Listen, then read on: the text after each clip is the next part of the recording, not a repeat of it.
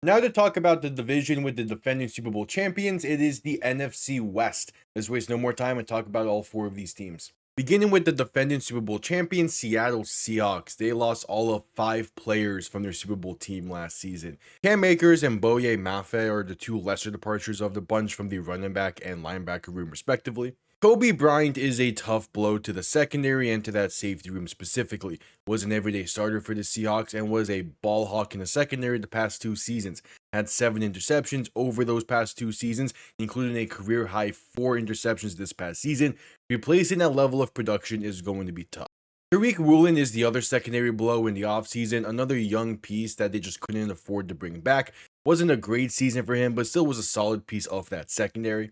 The biggest loss of them all was Super Bowl MVP Kenneth Walker. Had his first 1,000-yard season since his rookie year this past year and was an absolute monster during their playoff run. Had 125 yards per game during his playoff run and had a 3-touchdown game in the divisional round against the San Francisco 49ers.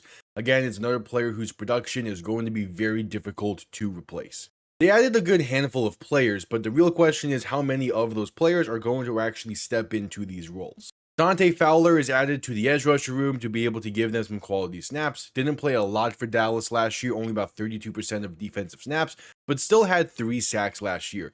The year prior in Washington, he had 10.5 sacks while playing 52% of defensive snaps for the Commanders. Noah Igbinoghene is a depth signing in the secondary, but I don't see him being a full-time starter for the Seahawks. Emmanuel Wilson is another depth signing for the running back room. Going to be one of the 3 main players that are going to be working together to replace Kenneth Walker alongside Zach Charbonnet and first-round pick Jadarian Price. These 3 make up the new running back room for Seattle, and ideally, all 3 of them were able to pick up right where Zach Charbonnet and Kenneth Walker left off last year, but most likely the running game is going to take a step back for Seattle this year. Bud Clark out of TCU is going to be added to the safety room to try and replace Kobe Bryant. He is currently listed as the backup free safety, but he's also a player that can line up pretty much anywhere on that secondary and make an impact, so I can see him moving around and potentially becoming that new starting strong safety for Seattle. Julian Neal out of Arkansas at this moment is the backup corner, and him being a depth piece to this very experienced room is going to be nice for him to allow him to learn and develop from some really good corners in this league that we saw last year. They handed out 3 pretty big extensions in this offseason as well. The first one to Rashid Shaheed was a trade deadline acquisition for Seattle last year. He kicked off their playoff run with the kick return touchdown against the 49ers. Him coming back is going to help this team out dramatically. Josh Jobe is brought back as well for the corner room, coming off of one of the better seasons of his career.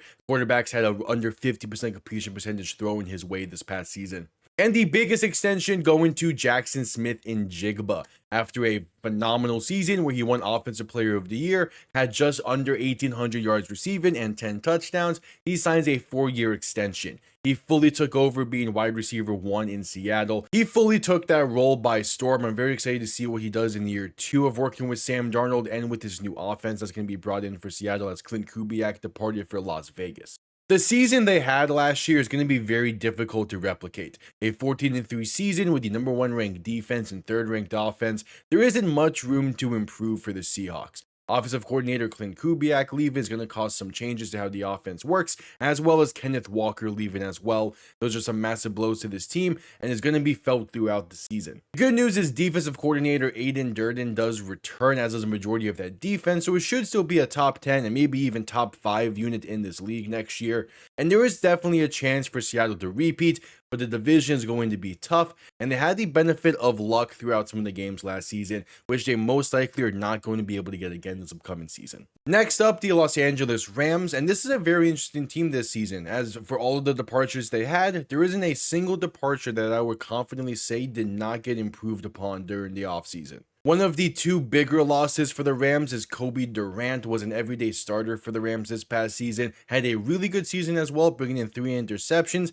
but at the same time, he did allow the most amount of touchdowns in his career up to this point with 4 touchdowns this season. The other loss that I wouldn't even really call a loss is Jared Verse, a great young talent, a former defensive rookie of the year. They're trading him away in order to bring in their biggest offseason acquisition, Myles Garrett. Garrett is brought into this front seven to be an even bigger force up front, coming off a season where he broke the sack record in a single season. Just his presence alone is going to cause a massive difference. His sack numbers are most likely going to go down pretty substantially, as was the case for every other player to have 22 plus sacks in a single season, but putting him on that defensive line is going to open the doors for all the other members of the defensive line to have massive success. They traded for Trent McDuffie from Kansas City to be the main other corner in that room, alongside another former Kansas City Chief in Jalen Watson, who they signed as a free agent.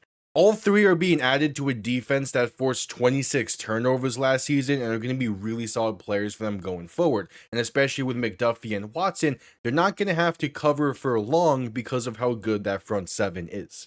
They are coming off of an NFC Championship game appearance in a season where they had the #1 ranked offense that sees everyone return to their respective rooms, and they should be just as great of a unit, but probably not going to be the best unit in the league, but still probably a top 10, maybe even top 5 unit. The defense was only ranked 10th last season, and they were very aggressive in order to improve it. The overhauling of the corners with Watson and McDuffie, plus the very aggressive move to bring in Myles Garrett. This is going to be a Rams defense that's probably the best defensive unit we have seen in quite a while for the NFL. Next up is the San Francisco 49ers, and they lost a ton of depth pieces, and this is a team that saw a lot of their depth pieces play very meaningful snaps last season. Kendrick Bourne and Juwan Jennings are two tough receivers to lose that were very quality pieces last season, especially Kendrick Bourne, who really stepped up during the Mac Jones games. The defensive departures are full of depth pieces, which are very tough to lose considering the amount of injuries they had last year. They lost 6 pieces of that defensive line and 3 pieces from that linebacker room, which were the 2 rooms that suffered some of the bigger injuries last season for the 49ers. Their additions were also mainly to address these depth pieces that they lost, with the defense seeing a reunion with Dre Greenlaw, who had a very rough season with Denver last year. Greenlaw is back to the linebacker room. Nate Hobbs and Jack Jones are both depth corners for this team, and they could definitely help out in that secondary, especially Jack Jones, who had a really good season with the Dolphins last year. Someone that I would have liked to see return to Miami, but I'm happy he sees action elsewhere. In terms of the real meaningful additions, those came on the offensive side with the overhaul of the wide receiver room and then bringing in Christian Kirk and Mike Evans. However, both are coming off of seasons that saw them put up the lowest numbers of their careers up to this point. Christian Kirk was lost in a very crowded Texas wide receiver room, and Mike Evans had a very injury-riddled season that saw him only playing 8 games and put up 368 receiving yards. I'm not very high on the 49ers this season. They snuck by with all the injuries they had last year, somehow getting into the playoffs and even beating Philly in the wild card. But eventually the injuries and all that luck that they had came back to bite them. They got unlucky. Seattle was very much a better team last year, and the injuries are the biggest concern I have with the 49ers this season. When they are healthy, they have a fantastically built roster that's full of all pros and pro bowlers, but when they aren't healthy, things come crumbling down pretty quickly. They are a team that is the definition of a glass cannon, and the biggest shard of that cannon is Christian McCaffrey. He had a pretty healthy season last year. You can have to bank on him on having another healthy season again this year. And during his time in San Francisco, he has been on the luckier side for injuries. But again, all luck eventually runs dry. I'm hoping that's not the case this season because he is a fantastic player to watch. But that is a part of the concern with the 49ers when you have to deal with all the injuries that they've dealt with over the past 3 or 4 seasons. And the final team is the Arizona Cardinals. This is a weird team to talk about this season because they are clearly in a bad spot. They have a lot of room to improve, and they clearly showed signs of that as well, with most of the departures or just guys that they did not want to bring back because they were not in their long-term future, and that includes taking a massive dead cap hit for releasing Kyler Murray. They're in stage 1 and year 1 of a rebuild that also sees them having to deal with Jacoby Brissett holding out because he wants a starting caliber deal, which the Cardinals are obviously not going to give him. They're calling his bluff by them bringing in Gardner Minshew to be a potential starting quarterback this season for them, and if he does start, he is going to win them a few games. He is that kind of quarterback. He's a really solid backup option, which is why it's kind of weird that they brought him in, but we'll see kind of what their mindset is going forward. Tyler Algier is a solid running back option for this team and one that should pair nicely with first-round pick Jeremiah Love to form what can develop into a really good backfield in the league in a few years' time. The third big addition through free agency was them signing Kendrick Bourne to a 2-year deal to be a solid receiver option during this weird window that they have right now. We'll see what ends up with his stay in Arizona, if he signs a longer deal or whatnot, but for the time being, he is a solid receiver option for whoever is at quarterback, and that includes potentially Carson Beck. He was selected in the 4th round by the Cardinals, and I'm very interested to see how they view him this season. I imagine at some point this season he'll be given time to start and prove himself, but this is also a team that is very clearly eyeing next year's very heavy quarterback draft to try and get their face of the franchise. They're going to be a bad team this season. Their division is a minefield of potential Super Bowl winners this season. The schedule as a whole, it ranks as the toughest schedule in the league this season. So all around, it is a year to figure out who will be a part of the long-term future and to gather assets. The main piece I could potentially see being on the move at some point this season is Budda Baker. He is a veteran safety that I imagine is going to want to play for a contender either this season or in the next few years, because he's nearing the end of his career at this point. He's going to want to try and win a Super Bowl at some point soon. So this is a piece that they can easily move on from at the deadline or even sooner potentially, and should be able to get something in return for him.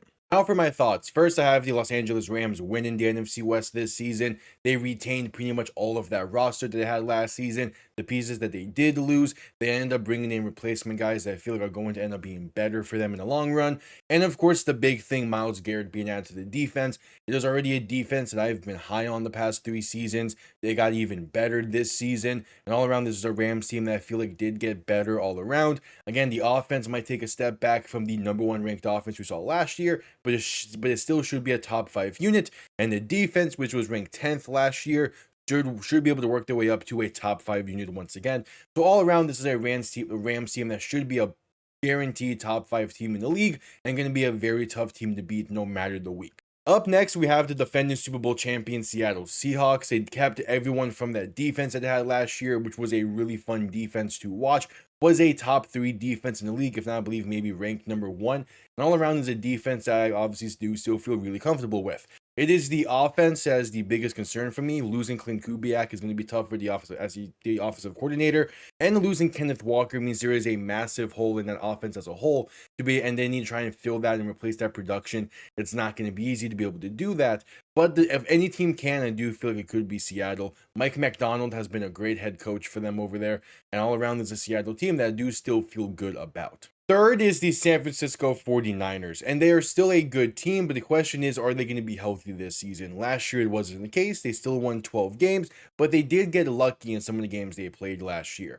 So are they going to be healthy again this year? Who knows? Are they going to get lucky again this year? Who knows? There's too much uncertainty surrounding them. They're the definition of a glass cannon, and it's tough for me to be willing to bet on a glass cannon at this point, especially a glass cannon that last year really did fire all their shots, and it only got them to the divisional round, and then they got blown out in the divisional. There's not a lot more shots they can fire this year before the glass cannon starts to fall apart. So we'll see, though. For now, the 49ers are at 3rd, and that means the Arizona Cardinals are last half-inch in this division. This is a no-brainer. They are by far the worst team in this division. They are in a full-on tank mode, while everyone else is trying to win a Super Bowl. I'm not going to waste too much time talking about Arizona at this point. So those are my thoughts on the NFC West. Up next, we head southward to talk about the 2 southern divisions. I appreciate everyone tuning in. I'll see you all next time. Have yourselves a damn good one.